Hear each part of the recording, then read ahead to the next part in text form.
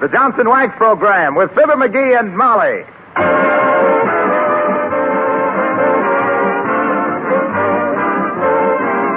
The makers of Johnson's Wax and Johnson's Self-Polishing Glow Coat present Marion and Jim Jordan as Fibber McGee and Molly with Donald Novis, Bill Thompson, the Paul Taylor Choristers, and Billy Mills Orchestra. The show opens with Great Day.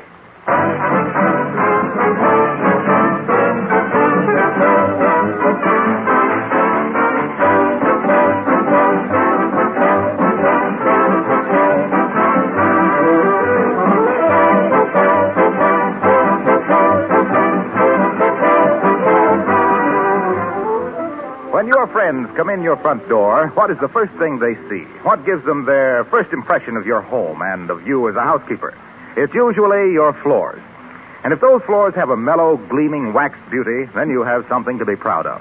If they're dull and shabby, then you needn't expect many compliments, and you'd better call your dealer and put in an emergency order for genuine Johnson's Wax. One application of Johnson's Wax will make a tremendous difference, both in the appearance of the floors and in protection against wear. Johnson's Wax seals up the pores, guarding the finish against scuffing feet and dirt. A Johnson Wax floor is more beautiful with every application of wax. It's easy to clean and never needs scrubbing again. For over 50 years, Johnson's Wax has been giving protection and beauty to floors, furniture, and woodwork everywhere. It's sold in practically every country in the world. Order some yourself tomorrow. You'll find more than 100 uses for this labor-saving product listed on the package.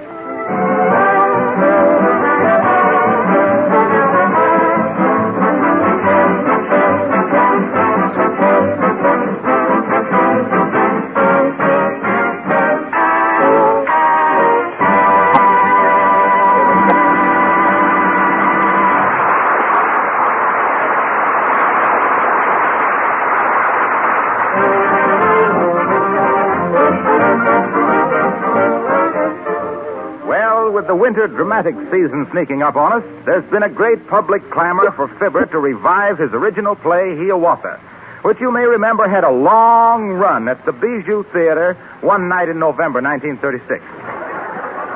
And here in the living room at 79 Wistful Vista discussing the revival, we find Fibber McGee and Molly.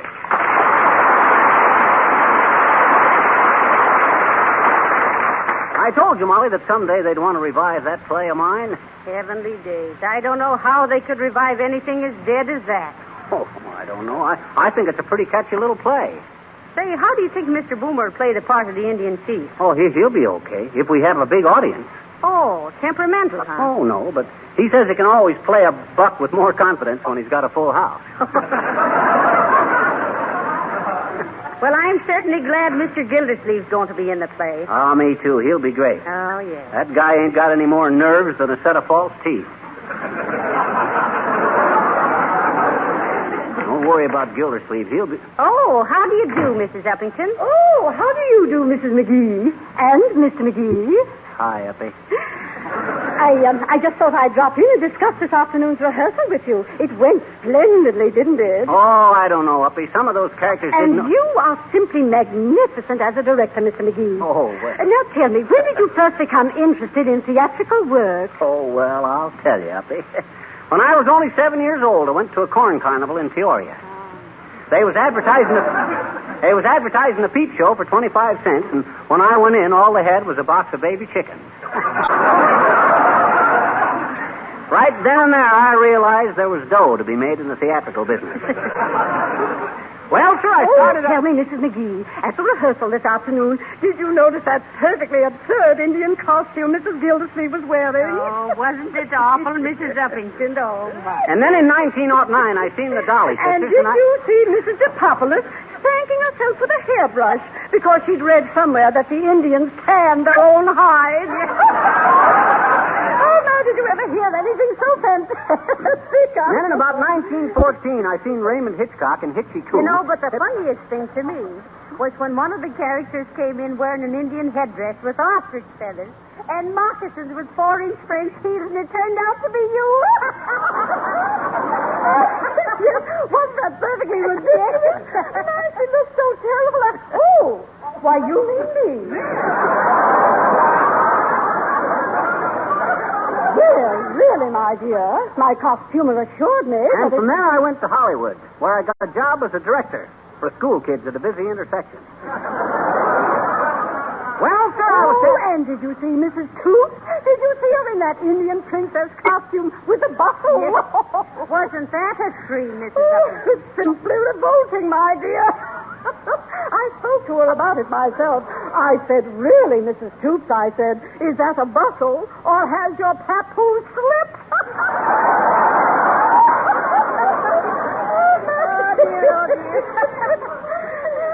And by that time, I seen where talking pictures had a real future. So what does I do? Good heavens, I didn't realize it was too late. I must be going. Oh, and thank you for that wonderful talk about the theater, Mr. McGee. Huh? Well, goodbye.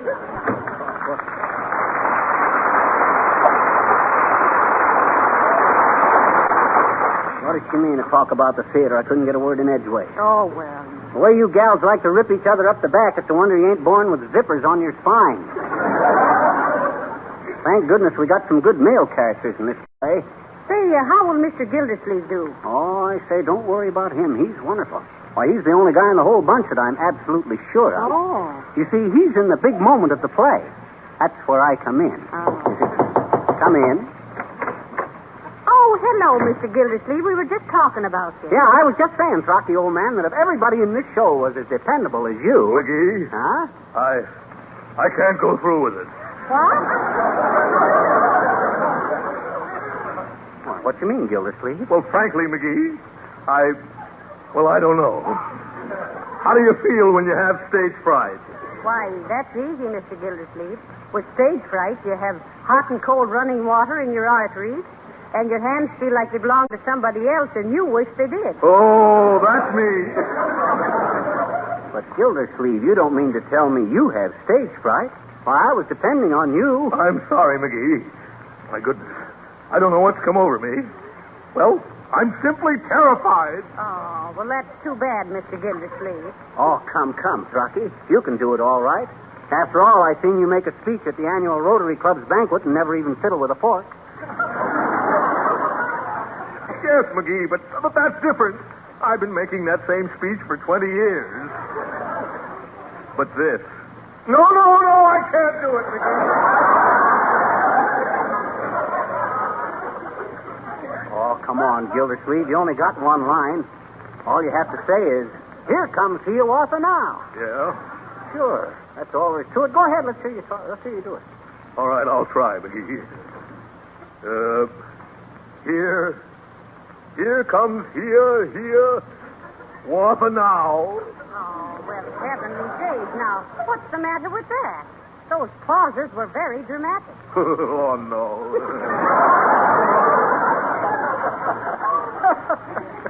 Why, shucks, Gildersleeve. You ain't got a thing to worry about. Being nervous makes just for a good performance. Well, I don't know, McGee. And I know what I'm talking about, too. Why, when I was only a kid 3 years old, I started to be interested in theatricals.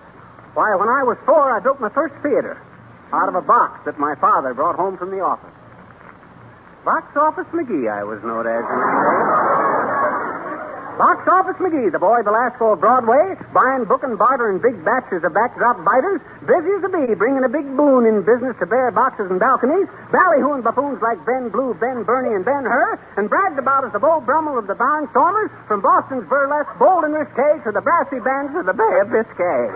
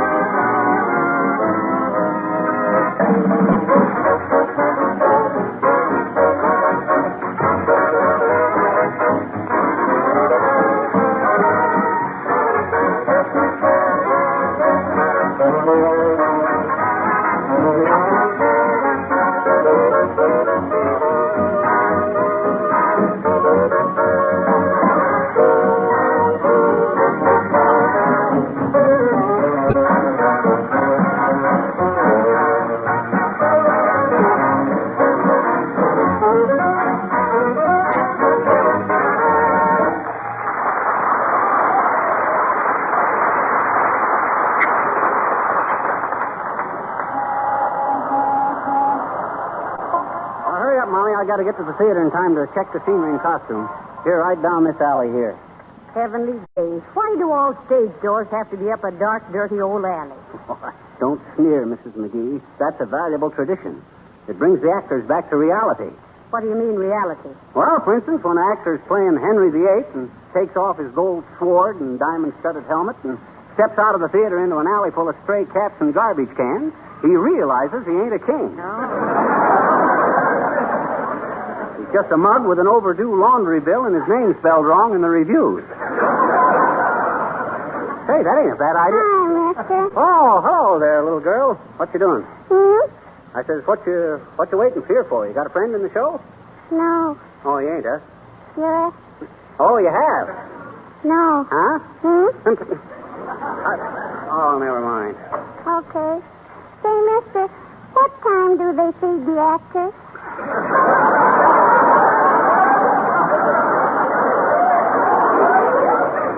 Well, that's a tough one to answer, sis. A lot of actors have asked that same question.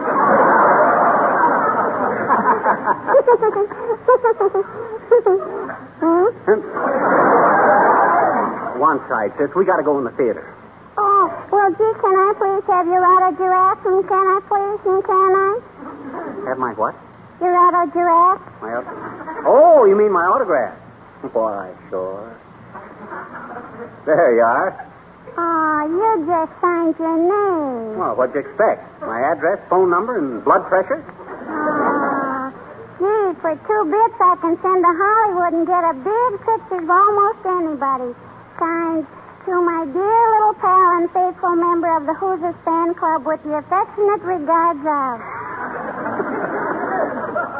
Oh, you can, huh? Sure. Well, I guess you know your way around all right.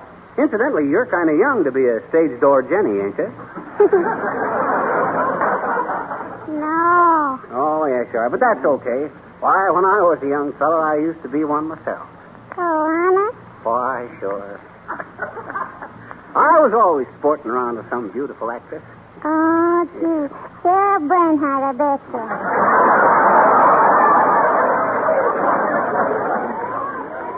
Well, I wouldn't go that far back, sis. You hear her talk, Molly? She don't even know what a stage door Johnny is. Oh, yes, I do. Oh, no, you don't. Oh, yes, I do. Oh, no, you don't. Oh, yes, I do. Oh, what is it then? Well, a stage door Johnny is a chap who hangs around with orchids in his hand and dough in his jeans, waiting for a chorus girl with knots in her legs and larceny in her hide.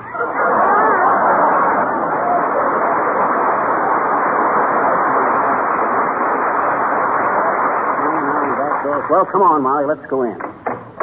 Sorry there, kids. You can't come in. Actors only. What do you mean, actors only? Oh, hello there, Johnny. Hello, daughter. Didn't recognize you. Has Billy Mills and the orchestra arrived yet? See? We was wondering if Billy Mills and his boys are in the pit. Incidentally, you know why they put them fellas down in that pit, old-timer. It's the only way you can make a musician look up to an actor.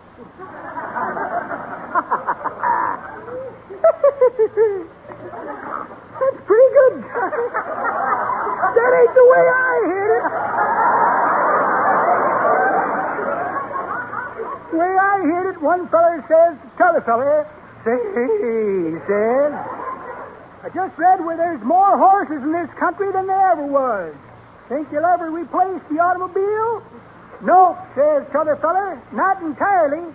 Anyway, not until they can cover baseballs with the skin of a Buick. Say, you kids better get dressed. Okay. All right, folks, now has everybody got their parts? All the costumes okay? Say, Fibber. For goodness sakes, Mr. Wilcox, not so loud. They'll hear you out front. Oh, I'm sorry. Well, I'm glad to see you got a good-looking Indian costume, Harlow. Thanks. Say, do you mind if I make a little curtain speech to kind of tie in with the show? Must be a very funny speech, but I'm afraid not, Harlow. If there's any speech making to be done, I'll do it. Why, Mr. Wilcox? What did you want to tell them? And what do you mean tie in with the show? Well, Well, I wanted to say something about another redskin bites the dust, and then something about dust bites another redskin because he didn't have sense enough to avoid dust and dirt in his wigwam by using Johnson's self-polishing blow coat. You know, the no-rubbing, no-buffing floor polish that shines as it dries.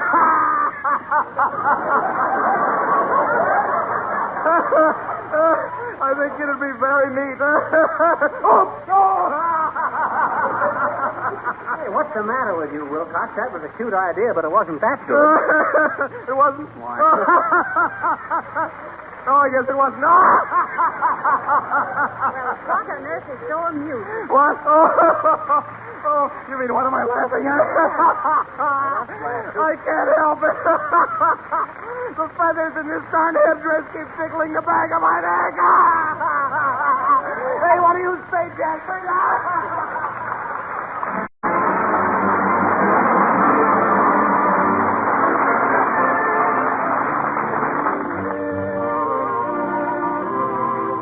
The sweetest kiss is one that lingers on. The dearest memory always lingers with us all. Last night I touched your fingertips, and when I kissed your lips, I fell in love last night. Last night I felt your heart beat fast. Swiftly the moments passed. Why couldn't it last night? Tonight here I am all alone. My lovely dream has flown. Why must I be alone? I miss you last night. Why did we say goodbye? My heart keeps asking why. Why couldn't it last night? I miss you so tonight. Here I am all alone. My lovely dream has flown. Why must I be alone? I miss you last night. Why did we say goodbye? Why did we say goodbye? My heart keeps asking why couldn't it last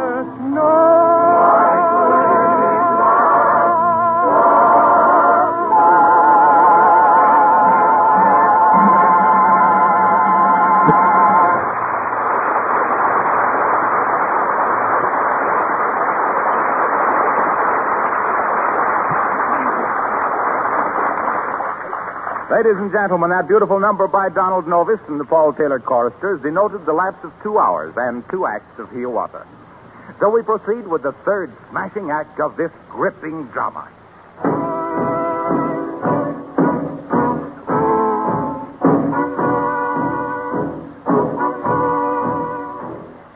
As the curtain rises, Pocahontas is talking with her father, Chief Powhatan.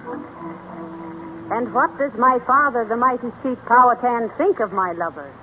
Well, now, my little beaver dam, or dame, I don't believe I caught the name, but if he is a mighty warrior, perhaps he is the right lad for you.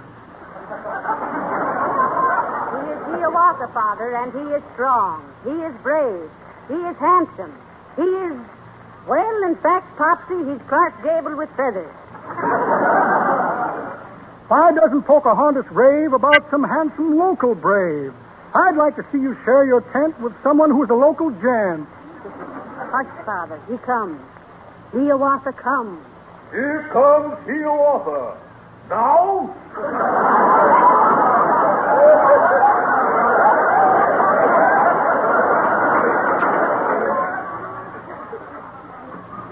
Hi, Pocahontas. Hi, Hiawatha. Hiawatha. Whither comest thou hither from? From the shores of Hoochie Coochie, from the shining big sea water, I have come for Pocahontas. Tell your dad I want his daughter. Welcome, welcome. Keep our toopee, or to our teepee. Hiawatha, mighty warrior. Listen, Pokey, tell your father not to sneer at Hiawatha. If he does not care for strangers, he is just a dog in manger. Say not so, my Hiawatha. He is but the chief, my father. He is old, and though he's flighty, he is Powhatan the mighty. Father, this is Hiawatha. Hiawatha's me boyfriend. Hello, my boy. I hear you're smarting. Smoten. Smitten.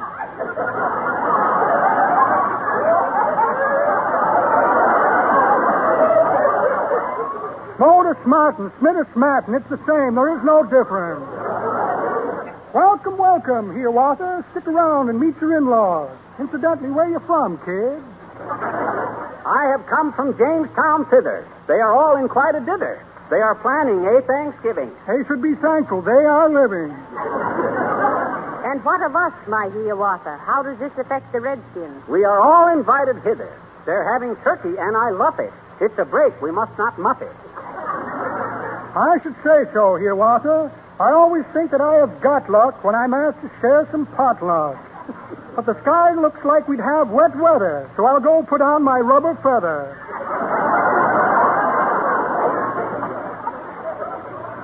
What's this mini-ha-ha rumor? Or has gossip pulled a bloomer? She's just an old friend of the family. Just a squaw that men forget. She gave me one ha-ha too many. Too many ha-has she was giving. Ah, then come, my Hiawatha. Let us walk into the forest. That's the thought, my Pocahontas. We will walk by spruce and birch trees, by the whispering pines and hemlocks, By the gurgling streams and brooklets. Buy a can of Johnson's Glow Coat. By and large, it is the finest. Oh, you got me. Hiawatha never misses. Come on, Pokey, let's try some kisses. Ah, what is that? I hear a crashing. Hark, if you can stop your mashing. It's probably a bear or plover. Or Henry Wadsworth turning over.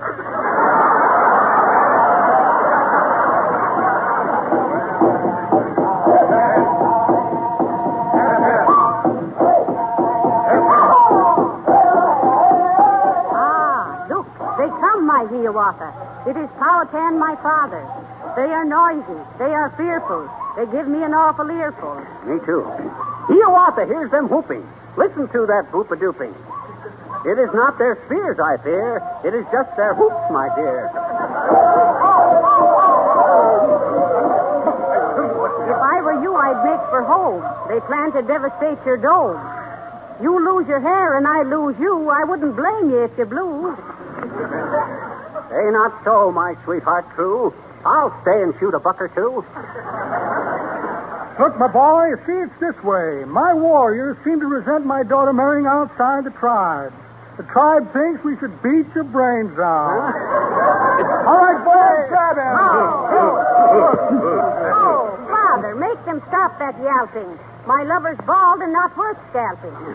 Never mind them, Pocahontas. It appears they just don't want us. If these boys are really sore, that's all there is. There ain't no more. Blindfold him. That's it. No. I'll bring him over to this stump, and if he struggles, slug the chum. Father. Careful there. Be quiet, daughter. This guy jilted Laughing Water. What? Just got this wire, Racine, Wisconsin, where Minnie Ha-Ha works for Johnson. She says she had him in the halter, but he faded at the altar. All right, boys. All right, boys. Let me at him with this tomahawk. Now, where'll I put that tomahawk?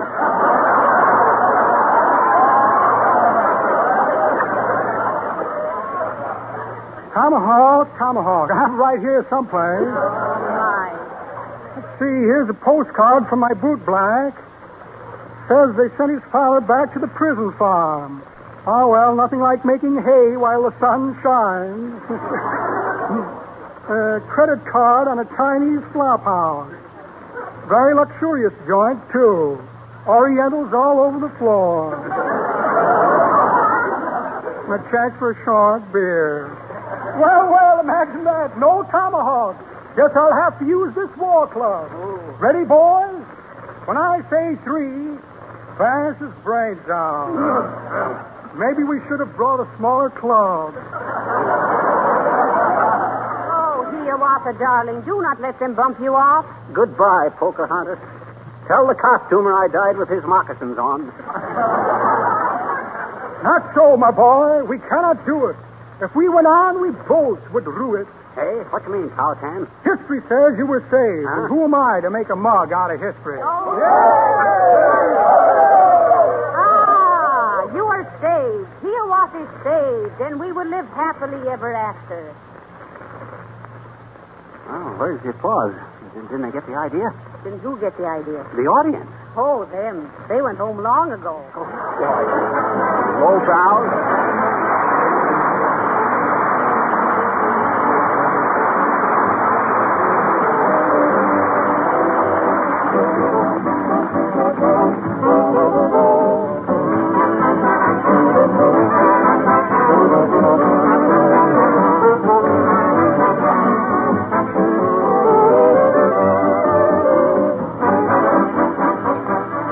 Fibber and Molly will be back in just a moment.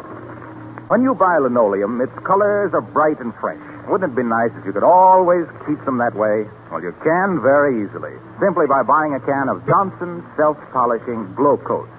Glow Coat will not only keep the colors bright and new-looking, but it will also make the linoleum last years longer than floor covering that is continually scrubbed with soap and water. Too much scrubbing softens and cracks the surface. Glow Coat protects the surface.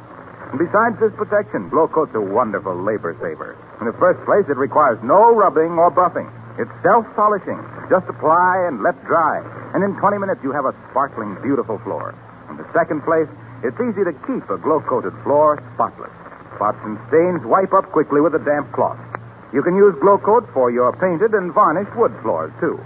You'll find it everywhere. The attractive red and yellow can of Glow Coat. Spelled GLO-COAT.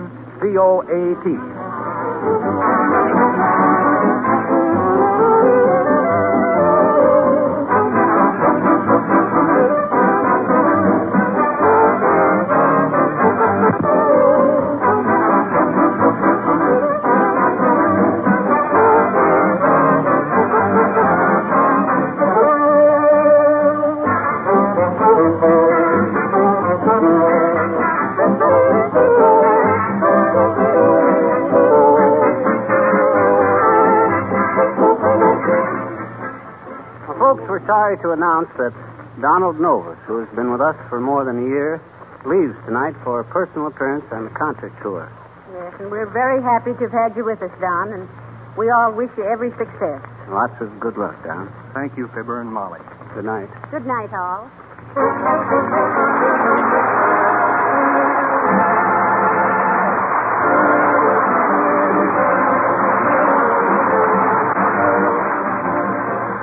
This is Harlow Wilcox, speaking for the makers of Johnson's Wax and Johnson's Self-Polishing Glow Coat, Racine, Wisconsin, inviting you all to be with us again next week at this same time. Good night.